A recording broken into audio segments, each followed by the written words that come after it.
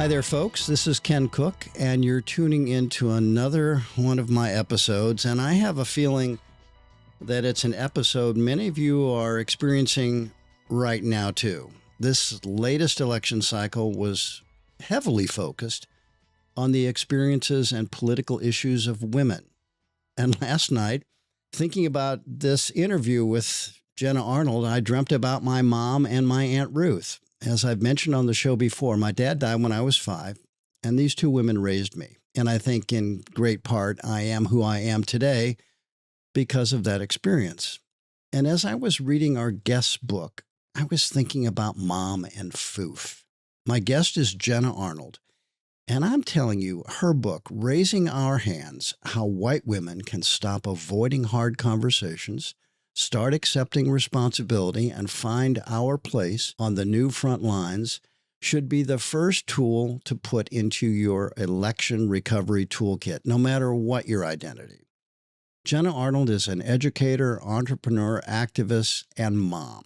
She is the co-founder of Organize, a nonprofit organization dedicated to reforming the U.S. organ donation system and increasing patient access to life-saving transplants.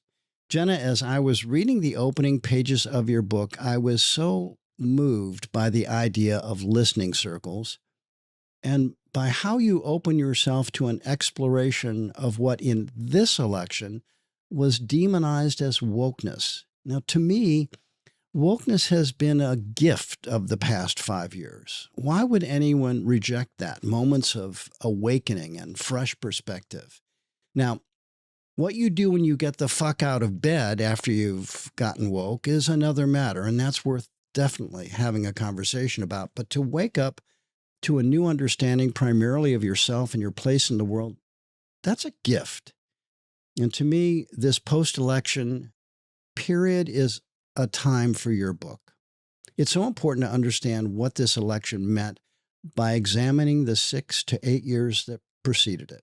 And I have to say, of all the complaints I heard from people who decided not to vote for Harris or not to vote at all, the one that hit me hardest was because she was a woman, not to mention a woman of color. I'd really give anything to talk to Mom and Aunt Ruth about how they would have processed this election.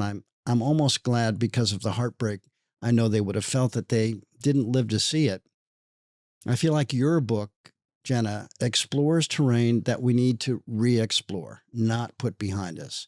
Raising Our Hands is an amazing tool, and Jenna Arnold, I am proud to have you on the show. Well, thank you for reading the book. I have to say, I've most enjoyed men's readouts of the book, mostly men of color. There's been a surprising amount of men of color who have read the book. I think in like a voyeuristic way, there's like oh, that's why. I'm waiting for a white dude to write that same book so I can read it. Mm-hmm. I always felt bad that this book existed and that it occupied space on a bookshelf, because if you think about a Barnes and Noble bookshelf, no one buys books at a bookstore anymore. I know that. But just for this analogy, that it's, it's an inch and a half thick and it's taking up an inch and a half that's not being given to another voice. I also think a book like this is needed as a conduit, as like an on-ramp. Yeah. Because in some ways it's like it takes one to know one. I called someone out, I remember, in business like 15 years ago, not to their face, but like behind closed doors. I was like, something's happening right there, and this is what I think it is. And they were like, how did you know? And I was like, because it takes one to know one. I've pulled that before. Yeah. And it's a really important exercise and mirror to hold up that is different than what other demographics view us as. So those moments where I'm like, we're spending a lot of time thinking about whether or not we're skinny enough and not what we're going to do about climate change. The internal dialogue is hard for people from the outside to hear. Or consequential behavior is so important to hear from them. And like our blind spots. We don't know where our blind spots are, but I can certainly say how I've scaffolded a prism to not look at them and how that's happened. I'm just getting to the part of the book that talks about intersectionality, and I've been talking to people about single issue voters and how it is possible to be a single issue voter, but there's no such thing as a single issue politician, unfortunately. So when you give all your political capital at that moment in the polling place, you get zero equity interest in the candidate, basically, if they're elected. So you voted for someone who can do whatever they want for whatever reason. A lot of people voted for Trump, the economy, make America healthy again, whatever the single issue was. But now you see the broad sweep of what this administration is going to look like. And that's a form of understanding how all of these things are connected, and how if you make a decision with as much thought or less thought than you've given to buying a new refrigerator and vest all of your vote in one narrow perspective about what a candidate might do, you can end up with something pretty horrific. And I think that's what we're going to have with Trump. Agreed.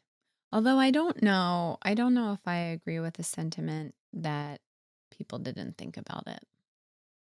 I think people considered it, and then favorite term of mine called cognitive acrobatics. Yes. So they knew they wanted to vote for him. And so they started doing the cartwheels and the backflips and the somersaults in their head to convince themselves of why he was the right choice for them, for the world, whatever it was. And the right did a great job of being like, here are your talking points, guys. They're pretty simple and shallow. Yeah. The southern border's being bum rushed. You don't have enough money in your bank account, and that's someone's fault. Egg prices. I mean, don't get me started on egg prices, because egg prices actually haven't gone up. The high quality egg prices have gone up. But the dozen eggs at Walmart is still $3.80, the same amount that they were 6 years ago and 8 years ago. And so it's just like they picked a couple of wedge issues in the same way that they picked abortion in the early 70s, where it's like, okay, we're going to scare you about the following. The people at the border who are going to kick your kid out of their school desk. You're going to have no money left in your bank account. That's somebody else's fault. Trans athletes, your kid's not going to be able to play, even though they love soccer so much. And it's their future. Their whole future is soccer. Dude, we could have a whole other conversation about youth sports, and I will then pass the mic to somebody else who's much smarter on it. But how this country hedges around youth sports as the ticket to undergrad, as if undergrad is the ticket to financial success. And, you know, one of the things that's been bothering me about the hair splitting around the outtakes of the election, and mind you, I have not read a full article. I have not watched a single episode of news, and I'm really not scrolling. But I have seen a lot of college educated, not college educated, as if college is the thing that makes people worldly and intellectual and understanding and able to handle nuance. Now, at one point, I considered going to law school. Yeah. And my mom said, listen, grad school is just like, they might as well send you your graduation certificate with your acceptance letter. Because like the truth is grad school is just like a lot of books and a lot of writing. But what you do in higher education is you learn how to think. Yeah. You're not smarter. You learn how to think harder. And you develop an appetite, if it works. Curiosity. Right. Yeah. For learning. Hopefully. On my selfish plug for my podcast, Let's Begin, How to Raise Children and Ourselves at the Same Time, we talk about the importance of curiosity, but kids are born curious, just like children are born with all their social, emotional capacities. We just start stripping them out when we start saying, boys will be boys prioritize sports over your friends, or don't be curious. This is how you solve the quadratic formula. And if you don't know that, you can't take the standardized tests. Like all of these things about how to be human and how to interpret what's happening around the world are things that we don't need to teach anyone. Yeah. We need to protect them now. It reminds me of the aphorism from John Dewey that there is no such thing as genius. Some kids are less damaged than others. That's right. It really stuck with me because I was interested in progressive education as an undergraduate and experienced it when I went to the UK and watched open classrooms at work and watched these kids exploring the world on the strength of their curiosity and the encouragement of teachers who said, oh, well, yeah, let's write an essay about those bugs, or let's make a painting about that spaceship or whatever it might be. And the curriculum was designed around their curiosity, right? It flowed from that. Yeah, it's heartbreaking because we actually, it's not like we have to rediscover best practices. Yeah. Like Yeah. they're already there. We just have to like decide we're going to invest in them. Yeah. And you don't have to, you just follow the money. A society prioritizes what they spend money on, and we spend money on other things, not our children, not our children's safety, not our children's lives. I mean, whatever you could really plug Their any health. Yeah. argument. Yeah, their futures, anything. Absolutely. So you were engaged in the Harris campaign, right? And you were, can you say a little bit about Mhm. what you were doing? So I worked alongside the Harris campaign. And what I mean by alongside is I ran my own personal campaign. I did what I thought needed to be done, and I didn't have the band with the interest, the patience, nor did I trust pushing ideas up through the org chart within the Harris Mhm. campaign. I won't put any of the responsibility on her shoulders. And I Mhm. actually am okay like protecting Biden a little bit here too. I put it squarely on the shoulders of the Democratic Party, because the Democratic Party, no matter who the candidate is, should have not just like a car with some keys for a new candidate to step into 100 days out, but like the fastest, coolest car on with like the seat warmers heated. Yes.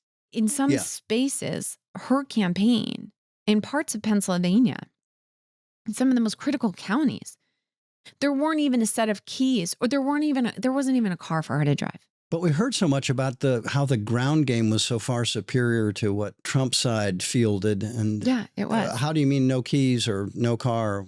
Say more about that. Oh gosh, this is like hours worth of conversation again. And it's still unclear. And it's still Yeah. like, last night I had a Raw. 3-hour conversation. I was like, oh, that was exactly what the bottleneck was. Thank you for someone else had a different vantage point into what that bottleneck was. And I couldn't kind of figure out what the problem was.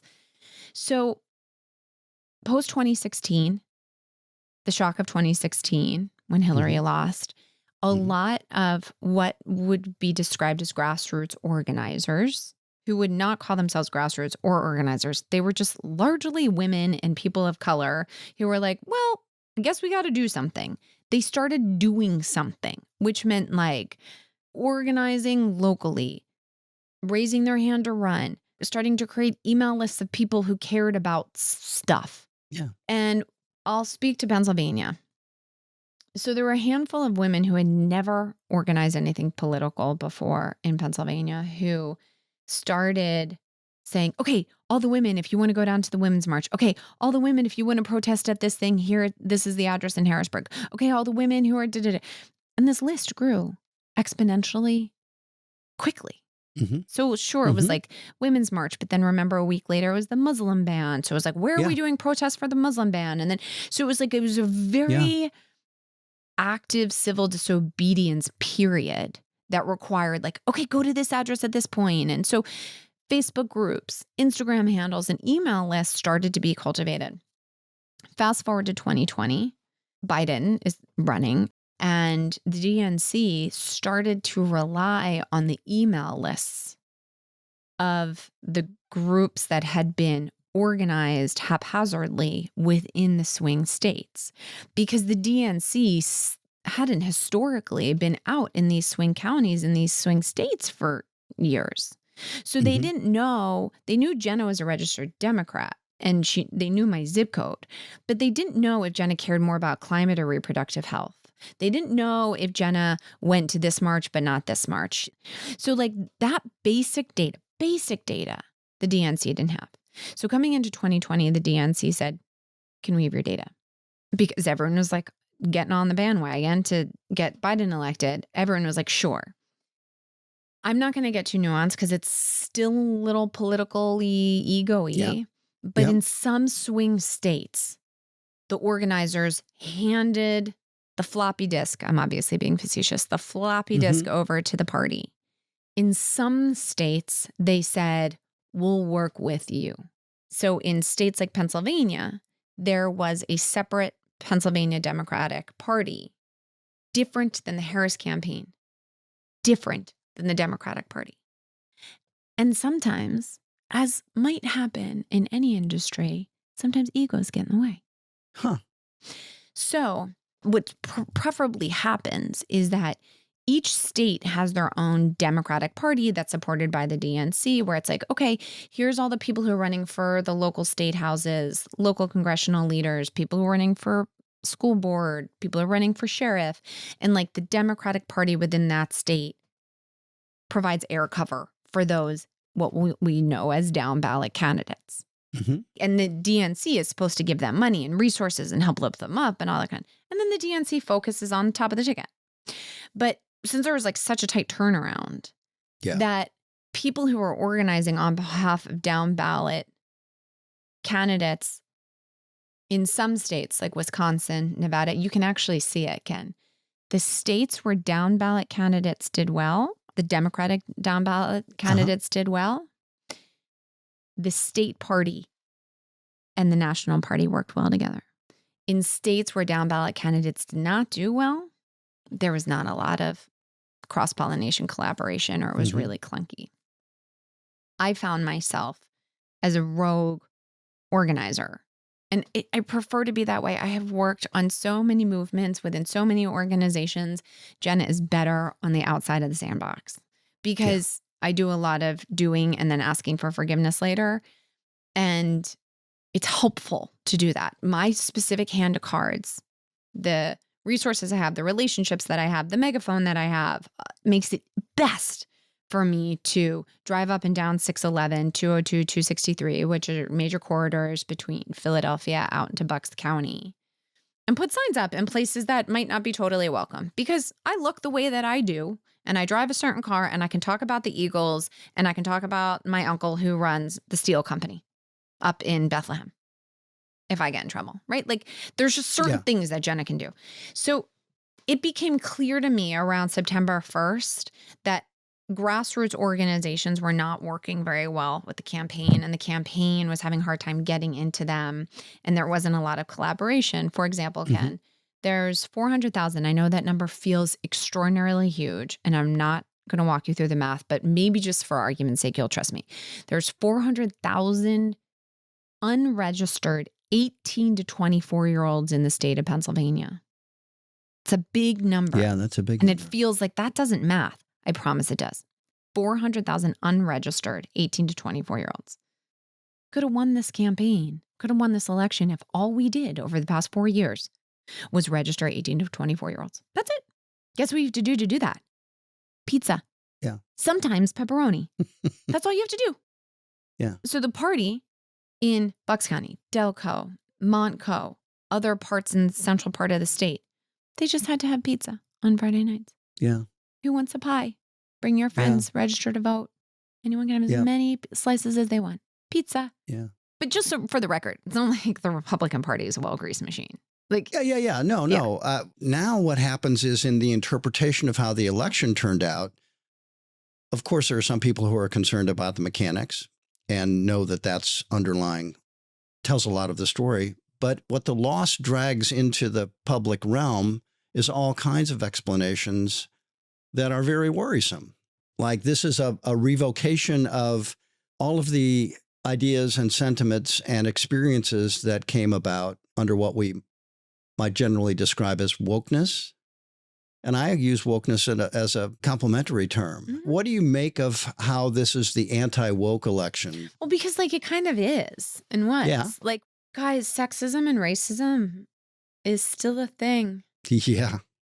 I spent a lot of time on right-leaning shows and they're like, wokeism. And I'm like, what does awake mean to you? I'm just curious. Yeah. What's so bad about that? Yeah. What's so bad about asking more questions? That's it. Especially when the questions start hitting home and help you explain yourself to yourself. Right. But Ken, we don't have the musculature in the country. We haven't raised our kids ourselves to be able to handle our own shame and our own embarrassment and our own disappointment that we got something wrong. Remember, we live in a world that is meritocracy based. You either got the A on the test, you were the quarterback, prom queen, got into the university, have the job title, have the money in the bank account, have the woman and then the women on the side, or you don't. There's not a lot of gray here. There's not a lot of like in betweenness. It's out for discussion as to whether or not this is a species level thing. We always gravitate to the laziest, easiest thing that like, oh, it's red or it's blue. No, maybe it's just purple. So are we lazy? Sure. Are we smart enough to be able to handle that it's purple sometimes red, sometimes blue? Also, sure. And it does require a little bit more like thought. Like it was so uncomfortable. I did this town hall with Chris Cuomo and I said on there, listen, everybody loses no matter who wins the election. And they were like, what does that mean? How does that mean? I'm like, yeah, everyone loses. This is a really terrible situation that we're in as a country. And that grayness is really uncomfortable for us. We rather be on a team that either wins or loses than like sit in a place of like, well, I guess we have some more work to do. This is so terrible. I made this mistake when I was a first grade teacher. I love teaching. I miss the classroom so much. And I know. In the book, you said it was your favorite job ever. My favorite job ever. First and fifth grade. And my daughter said to me this morning, we were laying in bed long past the alarm as I like kick myself every time I'm driving into school late. We were laying in bed and she goes, Mommy, why don't you run for office? And I was like, well, because I don't know if I would, where I would, and like, I don't know if I would win. And that could be really hard for you. And she's 9 and she goes, yeah, but won't you just make another plan if you lose? And I was scrambling in the aftermath of the election because I had a lot of her fourth grade friends out on the canvassing trail with us. Like one, I was using them as bait. They were going up to doors by themselves. I was standing on the driveway, but like it's much easier for someone who doesn't want to deal with a canvasser. Very good political use of children. Right. They were all puppets for my use. I basically remind them all the time. I had them just so I can post photos of you on Instagram. Yeah. And so when I saw a bunch of them, like the day after, they looked at me like, you promised me something different a little bit, Jenna. Yeah. You promised me something different, and I did. And my immediate response was, guys, the adults are making a plan. We're making a new plan. We're gonna make a plan. You're safe. It's our job to keep other people safe. And I'm making a plan. And my plan was going home and getting in bed and watching the new season of Diplomat. And that needed to be my plan for a couple of days. Yep. There is a different set of work that has to happen today. White folks, I am speaking specifically to white, Democratic, voting women right now. And like I could froth at the mouth. Our job is not to vote, donate money, canvass when it's convenient, and have combative conversations with our brother and father-in-laws and maybe our boss's sons. Our job is to figure out why we are so damn uncomfortable with our shortcomings, be it in the body shape department, be it in the academic department, job title department, financial department. And once we realize it's because we were told we were not enough unless we had fill in the blank. And until you start saying fuck you to every single one of them, that doesn't mean you can't enjoy a good trip to Target. It doesn't mean you can't want a new counter in your kitchen. But until you understand how you are playing and propping up the systems, we're going to see this again. Because the system that we protect the most are excuses on behalf of our husbands and our sons. Yeah. You know, and the opening pages of your amazing book, Raising Our Hands, is when you walk into that dilemma. I was really, I had another woke experience reading those opening pages of your book. I'm sort of half sarcastically saying, where's the white man who's written that same book? And now there's a whole host of men who are sort of experts on the state of men and boys in this country, of which I also just had one on my podcast, Let's Begin. You can find it wherever you find your podcast. Mark Green, who talks about what the systems have done to our sons. Yeah. And why, when we ask them to see what their mothers are telling them, that they don't have the capacity, and I use the term musculature very, very intentionally, to do it. Yeah. As I was picking up the initial threads of your argument, I was taken back to fundamental questions about how I was raised and what my mom and Aunt Ruth were going through to raise me. They had no money. They had no, they just had to work all the time. Everyone else had a dad. I was ashamed I didn't have a dad. So I picked up bits and pieces of fathers and manhood and what is now known as the manosphere from television, from uncles, from, teachers I admired. There was plenty of places for you to go shopping, Ken. That's exactly right. And what a pastiche it turned out to be. The reason I say this is the first tool in your election recovery kit is because you talk about the importance of doing that exploration, which you just explained. Everyone has that element. It's different, I think, distinctly different for white women, for people of color, for white men. Every time I hear someone saying that some black men defected to Trump, my first thought is, hey, did anyone check on the white men of Irish descent, see how my team did? Because we all know how they did. I'm kind of thinking, right? We ought to ask ourselves that before we start saying, hey, but this is like, you even see it in the post-election, which was I'm not listening to any of you. I'm not listening to any of you because everyone wants to blame. Again, is it lazy or is that Americanized? Is that a Western thing? I can't take responsibility because guess what? We also don't know how to do? Apologize. Yeah. We don't know how to apologize. So this election for me, it's so interesting. It was my mom's 70th birthday and there was a big party and there was lots of friends who I haven't seen in a while. All of them know what I do-ish. Mm-hmm. And a lot of them came up and were like, oh my God, I want to flip a table. And I'm like, you should. Did you want to do that 2016? What about in 2012? And so there's new people who are getting on the bandwagon. My issue is that I'm so fearful that we're going to feed them this false gauntlet of the things that they need to do to be part of the solution, when the solution, dare I quote, the most annoying statement ever made by one of the most famous peace builders ever, of which I did not understand until I had to write that damn book and hold up my own mirror, was, you actually have to be the change you want to see in the world. Yeah. Oh, sorry, Gandhi said that for all those who don't. Yeah. I when I think about this outcome, I also think about how progressives handle these kind of circumstances versus how the right does when it comes down to basic raw efficiency. So I was always struck that when we had the, Occupy Wall Street strategy, we were asking people to live on the street, move out of their homes and be in cardboard boxes or whatever else and just never leave some business district.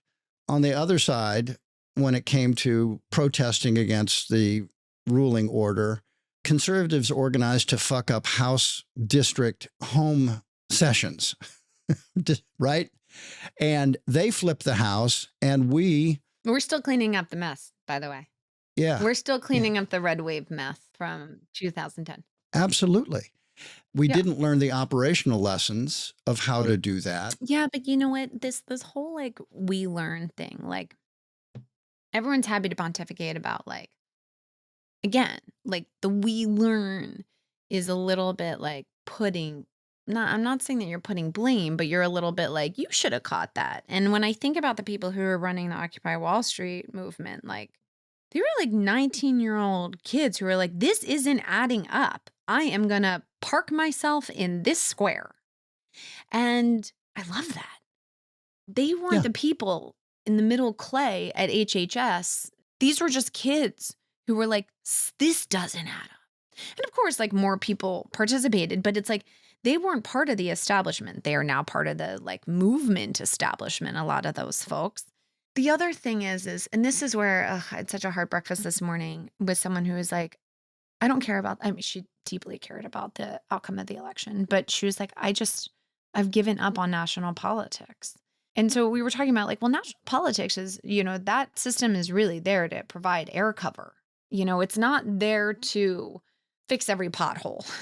It's there to hopefully trickle resources down so that someone locally is like, that pothole on Church Road needs to be filled in. So for me, there's this like entitlement thing that I'm getting a lot from people like blaming, it's this demographic, we don't know what we're doing. And as I just did earlier, where I'm like, the damn Democratic Party didn't have the stone house. There should be a stone house built in all 33 counties. There's only 32 or 33 swing counties until the electoral map changes. Like we just need to buy a condo, cheap condo in every single one of those places and serve pizza every Friday night for people who want to continue to get involved. And I actually don't care what their politics are. The people who want to get involved, you have free pizza every Friday night. 33 counties. Not a lot. It's not a lot. The problem is that people feel like they are owed a better system when they're not willing to work for it in between. Well, that's my complaint about so many people thinking that the protest is the end of the process. Or that the election is the end of the process. Or that the election is the end of the process, because I have a little different take on what national politics is about. That is really about handing control over either to the people who have all the money and all the control already. And we do that on the Democratic side as well as on the Republican side. And until people decide that they're going to step up and individually find a way to wrest that control away, it's not going to happen, right? I was struck during Occupy Wall Street, and I actually had a different feeling, totally different feeling about the Women's March. I felt that really was a genuine engagement opportunity where it was going to continue onward. I didn't feel it about so much about Occupy Wall Street, but the Women's March, that felt, and I think was, something very different. I know you were deeply involved in organizing it. That moment of protest, I'm not going to agree to Trump's vision of government, vision of control, his manospheric take on how the world should be ordered. It felt like that to me.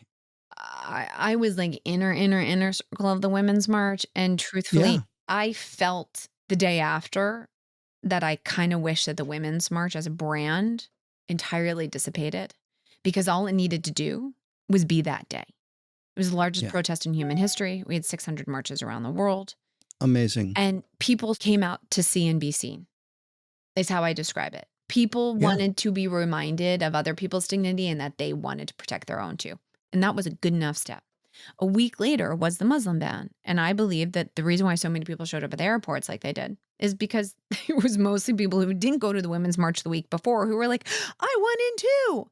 And they went to the airports and protested the Muslim ban, which was like a really key thing to do. Totally.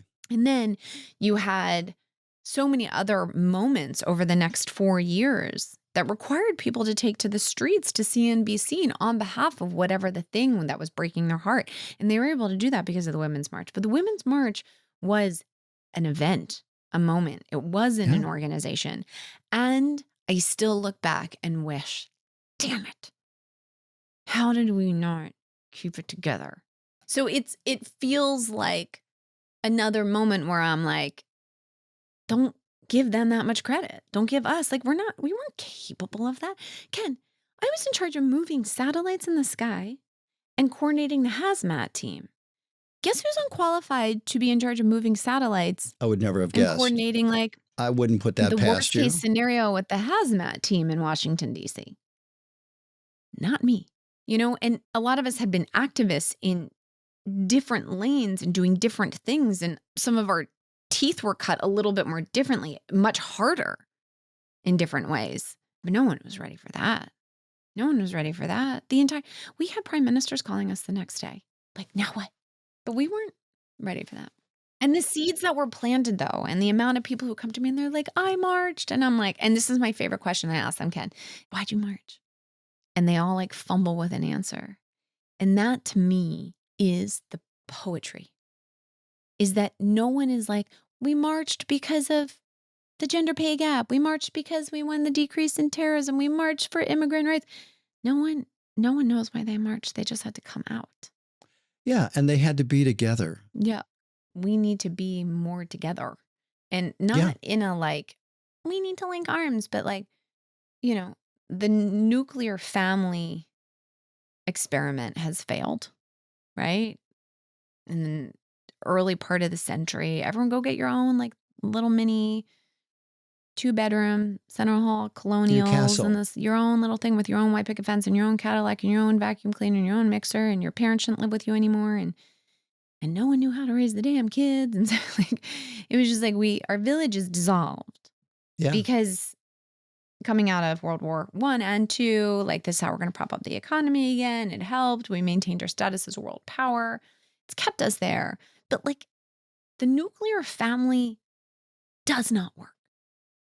And that's another thing that I would love for more white women to be like, I wish I was better at asking for help.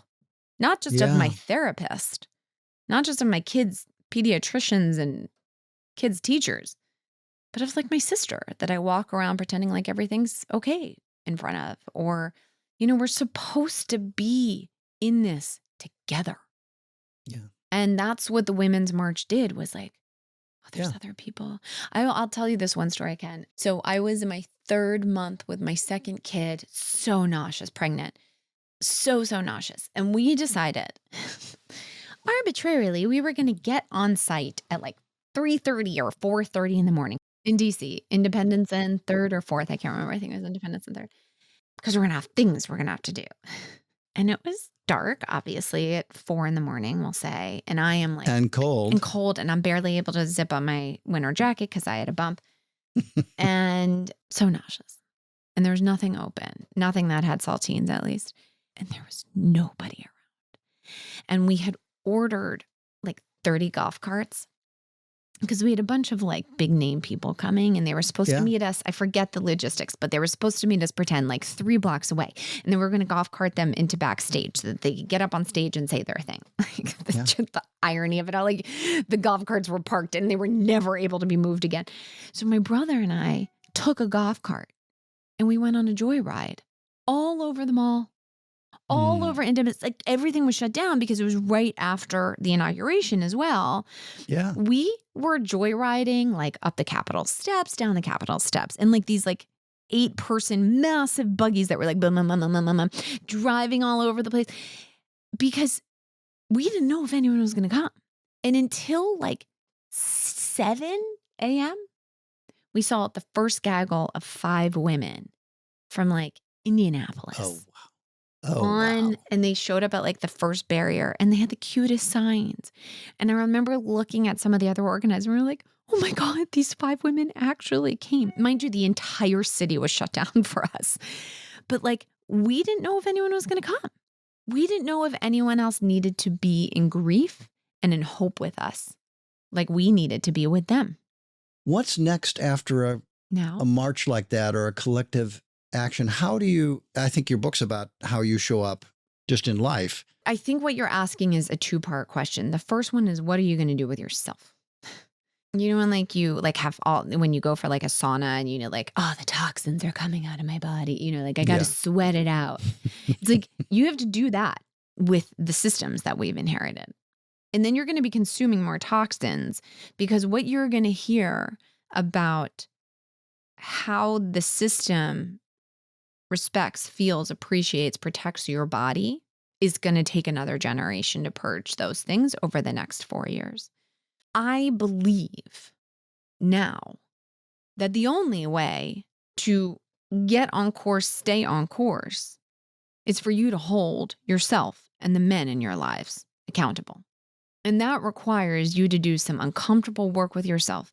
And it's not, I was watching some like newbies in the work around the campaign, Mhm. because everyone was like really nervous to canvas. So I found myself like holding people's hands to go up to the door and knock and be like, okay, this is how Yeah. you start the conversation. It is intimidating. It's intimidating. A cold door? And we don't train each other on how to do this well. So the campaign says go knock, knock with a big Harris Wall sticker, like mid chest. So you're like, clear it is. I don't do that. I knock, knock. Hey, I'm Jenna. I just wanted to check in. Like, let's say this is like a couple weeks before the election. Okay. I just want to make sure you know there's an election coming up and answer any questions you have. They would be like, yeah, heard about it. Right. So immediately it's like, haha, joke. They're like, how you doing? I didn't say, I just want to make sure you understand Harris's economic policy. Or I Yeah. want to make sure you understand that Trump hates me. I didn't do that. I just said, how you doing? And they're like, oh my God, this sucks. And then you would be like, I'm afraid to. And your book reads that way. That's not just relatability. It's just a brilliant way to think about how people put the world together. And they put the world together with starting with what's familiar to them. And so you going up to a door the way you just described, which all great organizers know to do, is really about getting people to understand that it's not so alien to engage in political discourse or conversation or involvement. Right. Or to say, I'm scared. Like it's actually very familiar for all of us to say to strangers, I'm afraid. Yeah. It's harder for us to do it to our sisters and our brothers and our parents. And that's like the real work. I tell you, Ken, I come from a huge family. I'm the eldest of 25 cousins. It is so much harder to be in family in these times. Big family, opinionated family. This would be the same thing if you had a large group of friends or if you worked at a big corporation. It's so much harder in your intimate circles than it is to go up to any cold door or to go on air. Yeah. It is really, really hard. And the thing that I believe is the work of our time is we have to be more honest and vulnerable with ourselves without desperately looking for the concrete answer so that we can let other people be vulnerable and honest with their confusion, their concern, and their fear too. Because I go up against like Moms for Liberty who are like trying to strip our kids' books in classrooms because they're like scared it's going to turn kids gay or whatever their thing is. Yeah. I'm like, what are you scared about? And they're like, literacy. I'm like, yo, me too.